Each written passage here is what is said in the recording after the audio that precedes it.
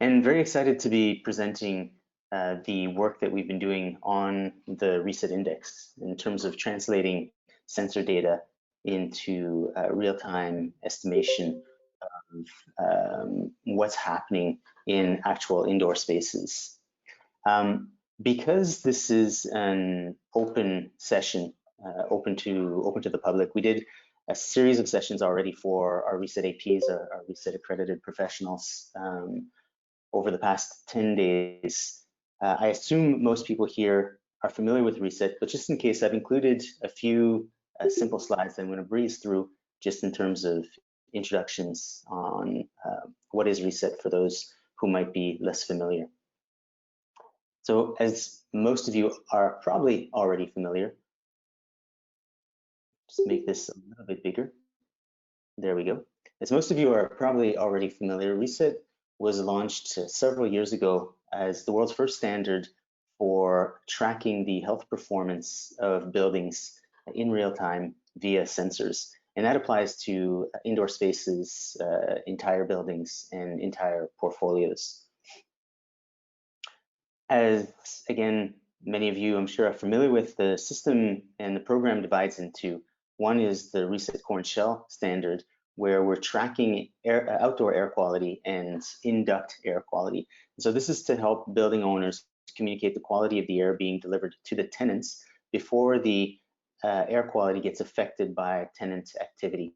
So it's really communicating the performance, the health performance of the central mechanical system, versus the RESET Interior program, which is designed to represent the quality of the air that people are actually breathing. Now, the two systems are designed to help both parties understand what is the shared responsibility in achieving indoor air quality. It's very hard for one party to achieve it alone. As we found in the hundreds of projects that we've done around the world, the highest results, the best results are almost always when landlord and tenant are working together.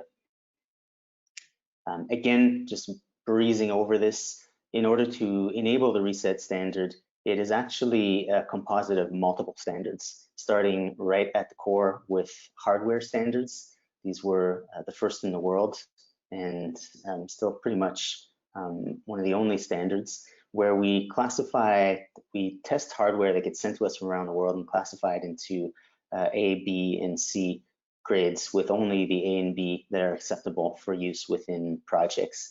Installation and maintenance standards, and data communication standards. I will go through this a little more in depth at the end of the presentation, so just catching it very quickly right now. Some of the project types that this applies to: a new build, new office towers. We often get asked a lot about existing office towers. That is actually the largest volume of what gets represented within RESET, is existing building retrofit, office interiors, hotels, retail, and educational. Pretty much anywhere where there's people that breathe. Continuing on here, seeing as we're the only group in the world that looks at data quality in real time, RESET standards have been fortunate enough to be referenced in numerous other standards that you're familiar with, some of which are shown below here. And then finally, just diving into the topic for this morning. So over the past few months, we've seen no lack of guidance on how to operate buildings during SARS-CoV-2 pandemic. I think pretty much everybody has come up with a re-entry guide to buildings, mostly consisting of a list of actions, checkbox, to take protocols in the process of re-entry.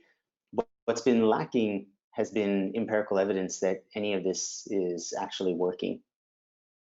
And what we found really quite stunning is that as an industry, we're doing remarkably little monitoring for an airborne pathogen that is directly influenced by air quality controls in the buildings. You'd intuitively think that this would be the first level of defense, the first thing that anyone would do, is track the air quality parameters within a building that are influencing transmission for what is, as we all know, an airborne pathogen.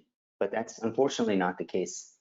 And so we spent, when this emerged in February, we started looking at what we do best, which is focusing on the scientific literature and looking at how that gets translated into real world operational science or applied science, however we want to call it.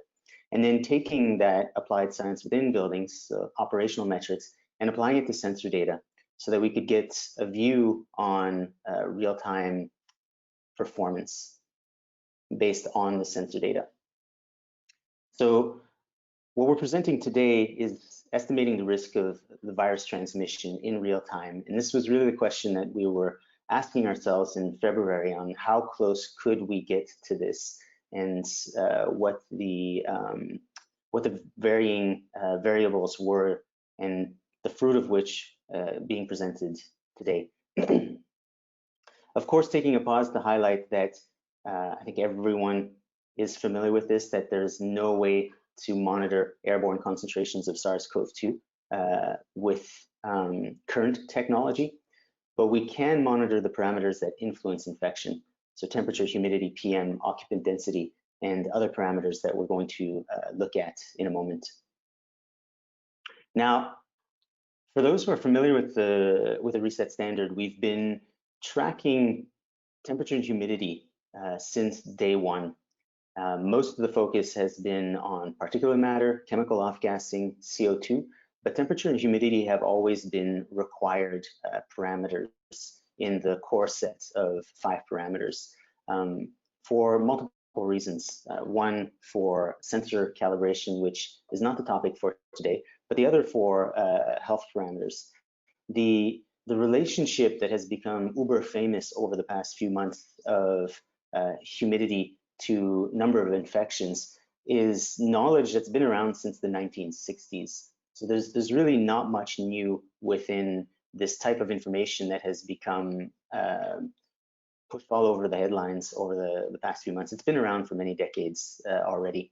And this is a more recent graph dating from 2014 that is one of the main graphs we were using to show that if humidity is maintained between 40 and 60%, the percent rate of infections is at its lowest possible point.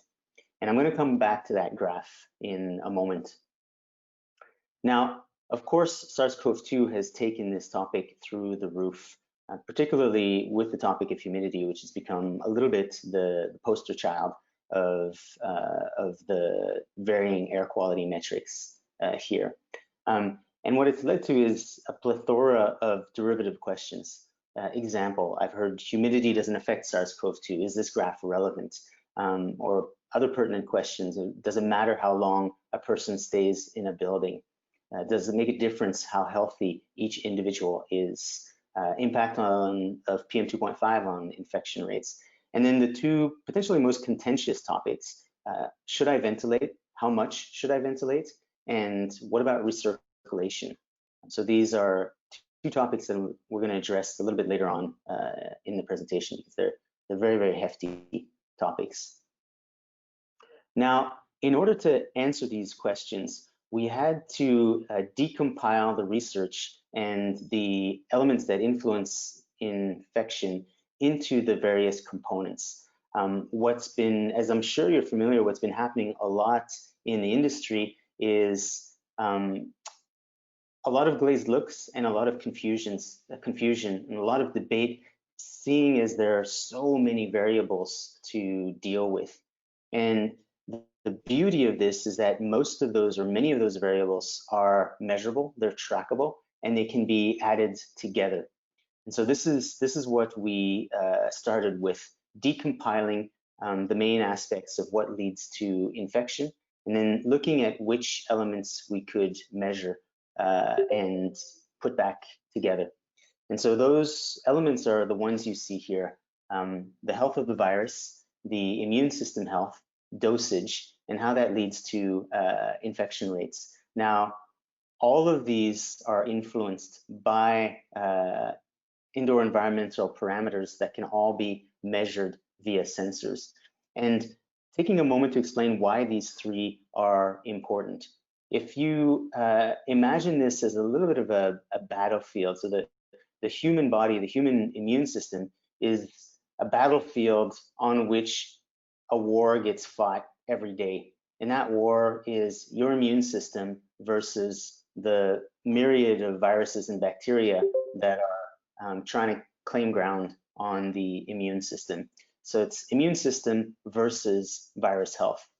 And then really what determines who wins is a question of dosage. And here we define dosage as quantity over time. And in sort of the simple example that I'm giving, that's really the size of the army. And so here we have a daily battle between virus versus immune system, and then this idea of dosage, which is size of army, and which leads to either successful infection or successful defense. Now, decompiling this, we ended up going over about 100 plus scientific publications in order to translate those into, again, operational science. All of them useful in various degrees, but a huge part of the exercise here was also looking for data gaps and further research that would be required to continue improving the index over time. And here, just explaining the methodology we used. So for each element, we're essentially using a factor of 1. So imagine that the virus is healthy, a bit of an oxymoron, but essentially indicating that the virus is at its optimal strength. So that is 100% optimized, that's a factor of 1. Similarly, immune system being 100% optimized, also giving that a factor of 1. And then finally, dosage. If basically meeting the minimum dose needed for infectivity. So that could be 1 virus particle, it could be 1,000 virus particles, but that minimum dosage defined as the factor of 1. And if all of these meet up, then that reaches a successful infection. And so the example I'm going to show here, what we've done is kept the dosage constant. So making the assumption that the dosage is reaching the minimum level of infectivity. So I'm just going to drop that one out for now and then readdress it later, so we can focus on the battle between virus health and immune system health. So let's look at the first one. This is virus health or virus survivability in more accurate wording. And I want to highlight that each virus here, we're looking specifically at one parameter, again, variable by variable, and have picked for this example humidity. And I want to highlight that humidity affects different viruses in different ways. So the way SARS-CoV-1 responds to humidity is different from the way that SARS-CoV-2 responds, as does influenza. So each of these virus indices have to be based on a specific virus as opposed to a lump sum. So what are we looking at here? We're looking at virus survivability for influenza, which is where we have the most data. And we've pulled out 3 graphs that span several decades. And what's important here is we're not placing an opinion on which graph is better. This is something we've seen a lot of, where people building models are taking one graph, saying this is what we're basing our assumptions on, and building their models off of that. What we've decided to do is something a little bit different, is not place an opinion on who's got the better graph, because as you can see here, the results are highly different. If you look at the graph at the top, it basically says that humidity has virtually no impact on influenza, just a small dip in the 55% range. Whereas if you look at the middle graph, it's telling a completely different story. It's showing that as soon as we get over 30% humidity, virus survivability just plummets. And then the last one is a little bit more similar. So there's some correlation between the second and the third, but the first is a complete outlier. Now, when you're looking at this and trying to make decisions, it's really hard, because this is obviously conflicting and contradictory results. And rather than placing an opinion on who's got the better graph and who's got the better methodology, what we did was compile them,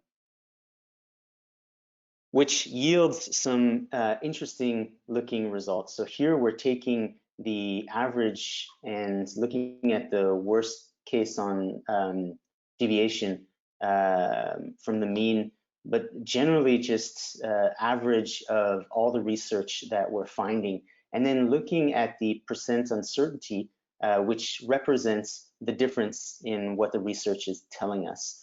So when we look at virus survivability, we get this slightly strange curve that results, and a 28.8% uncertainty or contradiction in the research results. And we park that one there. Then we do the same thing for available research on immune system health. Again, variable by variable. So this is humidity. So this is a composite curve. And what we're finding in the research is about a 10.5% uncertainty or contradiction within the research results. So when we put these together, virus survivability versus immune system, and we let that battle play out, you get the graph on the right, which is a projected infection potential based on the sum total of a number of different research papers coming together. And so here we start modeling in this battle. We start seeing again the rate of infection dropping, being at its lowest when humidity is at about 55%. And that line is projected. Then we map it over the orange line, which is actual infection results. So what we're seeing is that the projected results based on the battle between virus and immune system really maps very, very closely to actual results. We have the projected results which cut right through the middle of the actual results, which is a very, very good result, end result, and that the inflection points are pretty much at the same place. So what this tells us from a research perspective is, in plain English, we need to throw more data at this to continue refining the model. Now, what does more data look like? Dosage, coming back to that particular topic. So dosage is really the number of particles, virus particles, that you get exposed to. Right now, most people are using 1,000 virus particles as the minimum dose to get infected, and you can receive that over time. So again, if somebody coughs directly at you, you get an instant dose over 1,000 virus particles, and that's it. You've reached the minimum dose required for infectivity. If somebody is infected and speaking to you, that's about 200 virus particles per minute. So that would take you about 5 minutes to reach the minimum dose of 1,000 virus particles per minute, versus breathing, which produces a much lower dose of virus particles. So the correlation between virus particles and CO2 based on activity is quite direct. And so that allows us to use CO2 as a proxy to estimate the amount of virus particles that are floating around in a space. I'll get back to filtration in a moment. Now, another element that we've been looking heavily into in order to continue refining the index is a broader spectrum of airborne aerosols floating around the space. So we have been working for several months now on what will be the world's first standard for what we're calling broad spectrum monitoring. So these are monitors that have been around for some time. There just hasn't been a standard for them that allows us to pull them into the real estate industry and normalize the data. So this is devices that are able to measure solid and liquid particles. This is obviously the most exciting part, the the ability to be able to do both. But liquid particles between 0.3 and 10 microns. The SARS virus, as we all know, is slightly smaller. It's 0.1 microns, but that's when it's naked. Typically, or almost always, it's expelled in a water droplet, which makes the minimum size of a SARS virus covered with a water droplet 0.3. So in this range, we cover the broadest range of droplets that could contain viruses. So this starts to give us a lot more visibility on what's actually happening within the space versus only looking at PM 2.5. The final result looks like this, where from the basic, the fundamental reset parameters, here looking at temperature, humidity, CO2, and PM 2.5, we're able to roll out 3 different indices.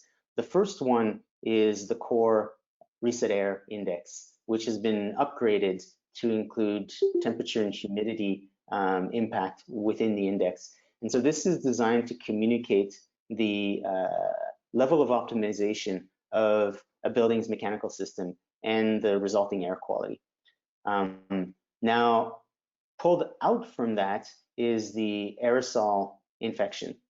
What we have, the aerosol infection potential, which indicates, just as the name suggests, what is the risk of infection potential based on air quality parameters being measured.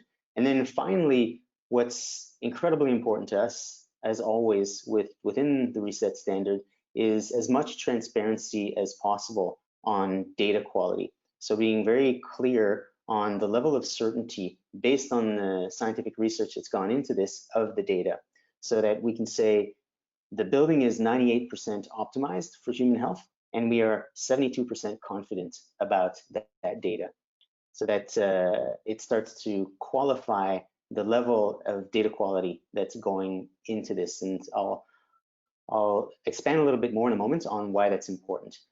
Now, I want to stress as well that it's possible to have a building that's 100% optimized for human health and still have an infection risk, and explain why those two numbers are could potentially be different.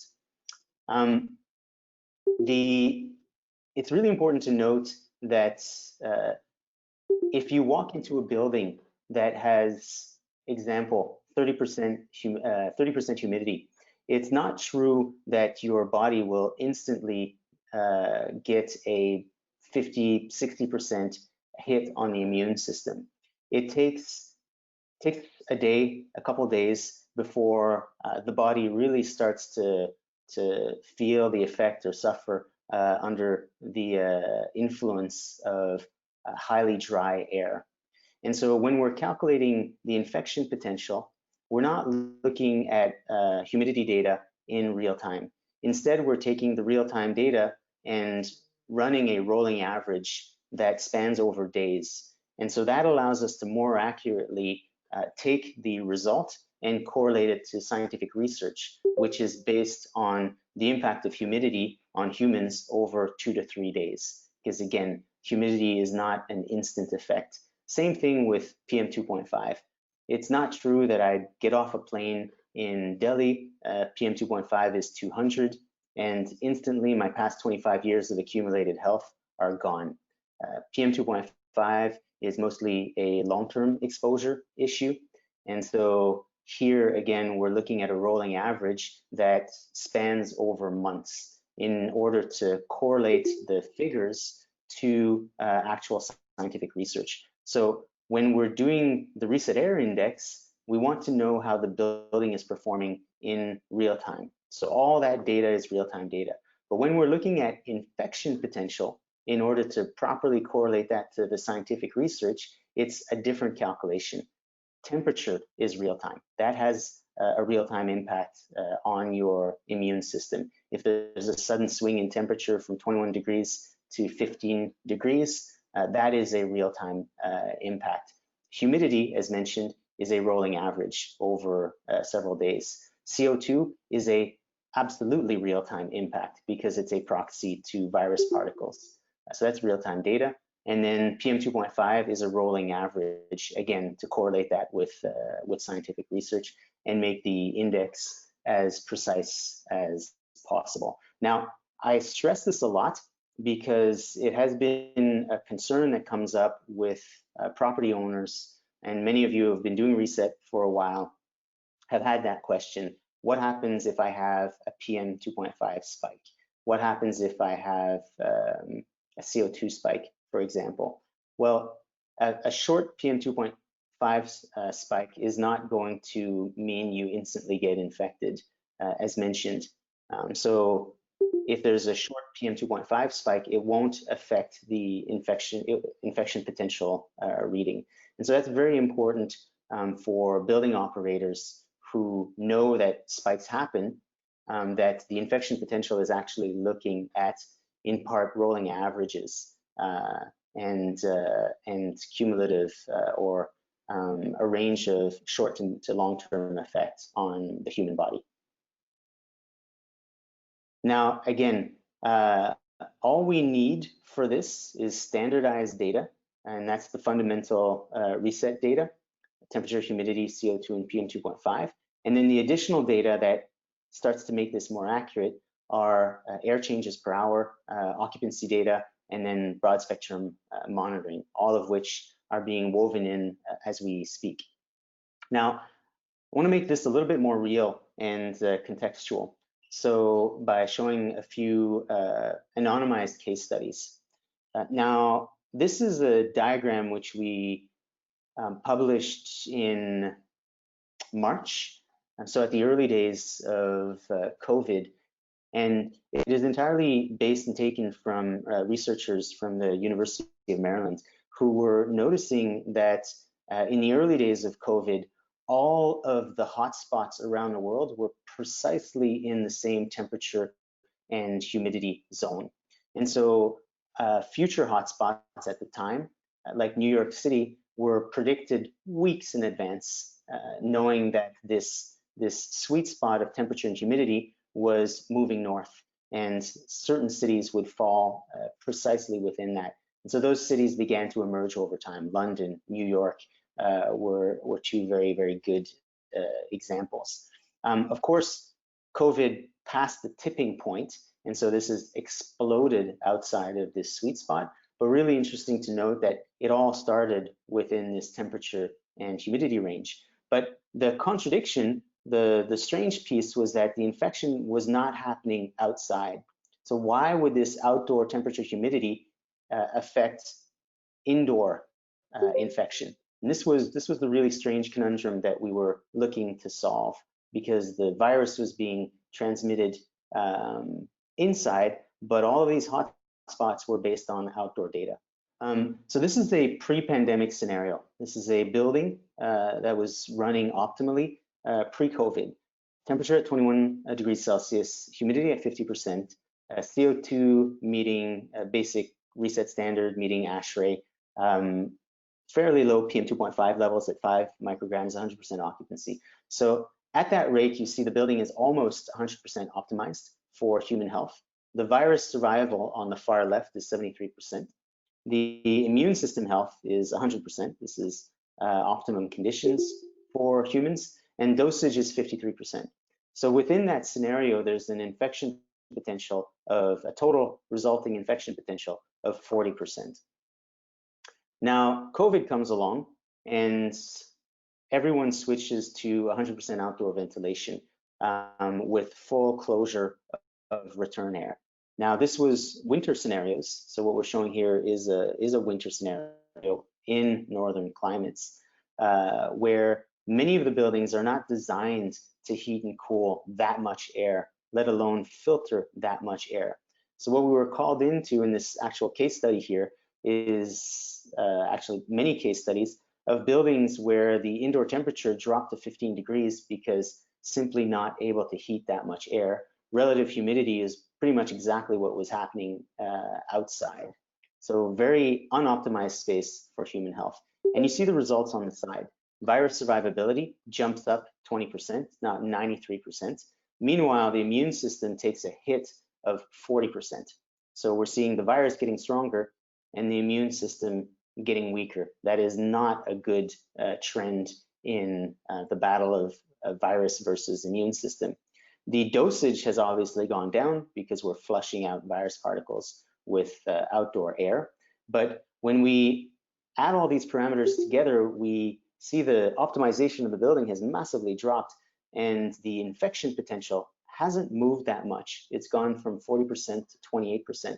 So despite doing all of this, because of what's happening with the immune system and virus survivability, the infection potential actually hasn't been impacted all that much. Now, if we factor in other influencing parameters like particulate matter, and again, I want to stress that none of this information is new. This is information that has been around since the early 2000s. So there's really nothing new about this particular science, despite what's been all over the headlines. We've known this as an industry for almost 2 decades. Now, if we factor in the impact of PM2.5, and what I'm using here is highly conservative. If you look at this number, PM2.5 indoors is 30 micrograms. That's a bad day in London and a pretty average day in Asia. So here the immune system takes an extra 4% hit, and the infection potential climbs back up. So with all of this ventilation, we're actually not doing all that well. Now, what's happening right now, the reality of today is that buildings in a lot of the Western world, so China and certain other regions excluded, where occupancy is high, but in much of the world, occupancy is very, very low. It's below 50%. In many parts of the US, for example, it's actually below 10%. Yet people are running ventilation at 100%, which makes absolutely no sense. And so with a little bit of data in hand, it's possible to reduce ventilation and give a chance for temperature and humidity to be normalized without increasing the risk. Instead, what we end up doing is decreasing the risk by, in some cases, decreasing ventilation with the right amount of data.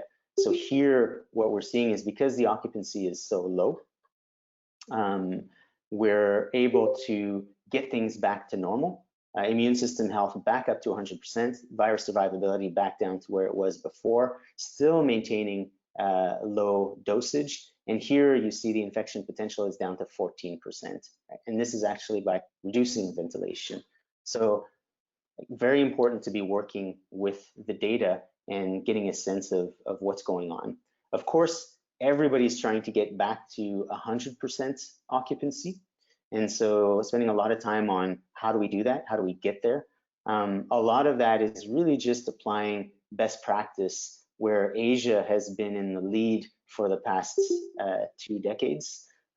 Mostly with what we're seeing as the most effective solutions so far tend to be around hyperlocal filtration. So these are solutions that allow to scrub out virus particles in very localized areas, so that eliminates the risk of drift of viruses over large spaces. And by scrubbing out the virus particles, then we actually decouple virus particles from CO2. And so that allows CO2 to rise back up again, occupancy to rise back up again without affecting infection potential. So here we're seeing, again, optimal space for human health, low dosage, and infection potential down to below 1, which is where we obviously all want to be. So again, data being 100% necessary to achieve this. The question we've been asking is, why are we managing our spaces without data? Clearly, data is absolutely critical in order to be able to balance indoor-outdoor occupancy and get people to the safest possible zone. So really encouraging people to stop running blind on this information. We've been asked a lot of questions on how the index will be made available. Traditionally, data is sent to the Reset Cloud, analyzed, and people are given access to, users are given access to the Reset Cloud to see their results. What we're now doing is turning this into a two-way conversation. So data will be sent to the reset cloud to calculate the index and sent back to the local data platforms. So the results can be used to optimize and automate buildings. There will be no additional cost for any of this. We're building it into the basic Reset Cloud functionality. So any of the accredited data providers that you are working with will have the ability to access the reset index and the composite results: virus survivability, immune system impact, and dosage. Where are we currently? We're running pilots around the world, currently mostly actually in Europe, North America, and Asia, with the various actors that you see here. If you're interested in being part of some of these pilots, please let us know. We'd love to hear from you. The last piece that I'm going to wrap up on before I turn this over to questions is really just stressing a little bit more the importance of data quality, and of course that the results being output are only as good as the results that come in. So what we're seeing here is an example of the types of dashboards that are being communicated to occupants: air optimization, how many times the air is being changed, PM levels, and so on and so forth. And what's important to start understanding is when we see a value of, for example, PM 2.5, 6, well, PM 2.5 isn't actually 6. It's plus or minus whatever the uncertainty is within the devices and the systems measuring this data.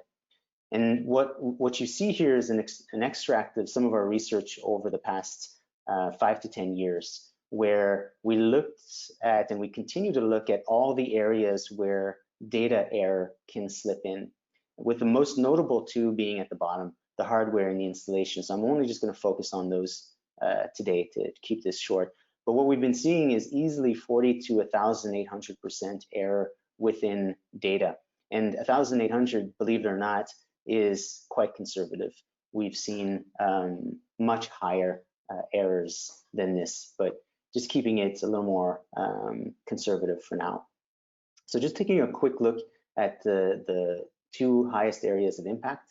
When we're testing hardware, again, from around the world, we're running two key tests. One is how IAQ monitors compare to a reference device, and the other is how the IAQ monitors compare to one another.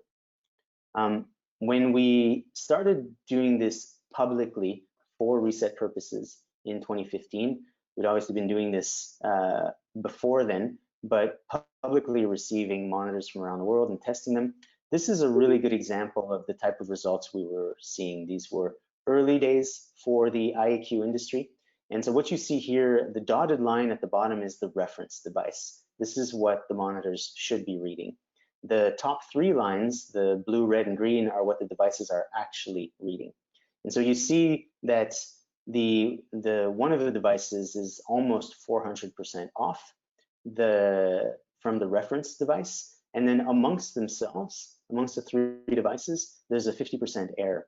So this is data inaccuracy that is incredibly difficult to correct, and obviously fairly useless when you're trying to run a building and inform people what the impact of air quality is on their health. But this was really state of the industry in 2015. Fast forward to today, 2020, those monitors still exist. We're just fortunate enough not to get them anymore. The quality of the monitors that people send us from around the world are much, much better. The industry has evolved a lot, but data still looks like this. So what you see at the bottom is the reference device, and what you see at the top, the three curves, are the devices being tested. And the correlation between the three devices is very close. 3.8% variation error is very good. There's still a big gap with the reference device, but fortunately, that can be corrected via calibration. So we see these types of results. Again, correlation between the devices is good, and that entire curve can be brought down with calibration down to the reference and brought into the range of accuracy that is required for reset. But this is just giving an indication of where a lot of this data inaccuracy comes from at the hardware level. Now, the other quick example I'm going to give is installation. This is an example specifically for reset interiors, and this was in a shopping mall, actual case study, where the monitor installation for interiors, which are supposed to be within the breathing zone, were not followed.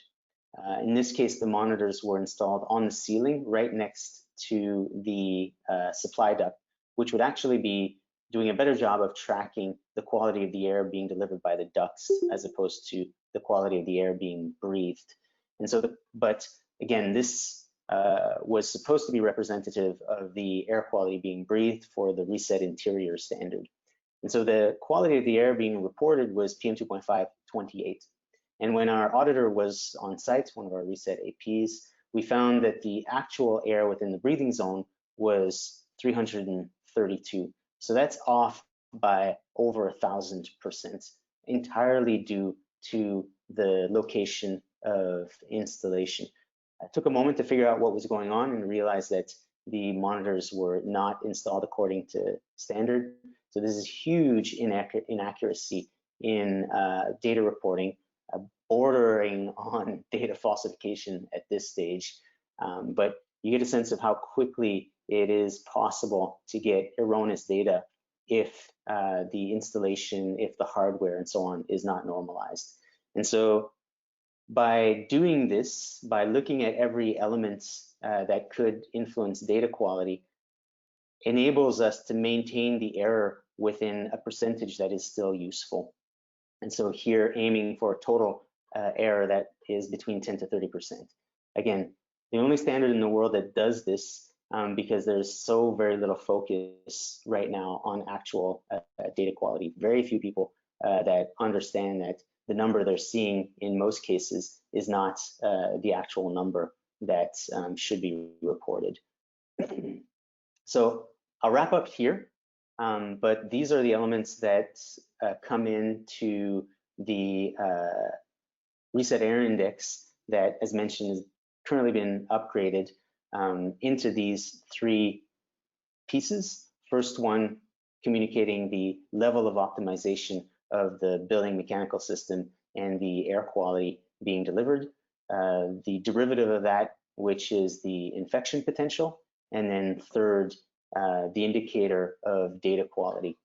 And so again, this is a distinct effort to empower the measurements and the use of sensor data to give us a lot more insight on what the risk is of infectivity from an airborne pathogen.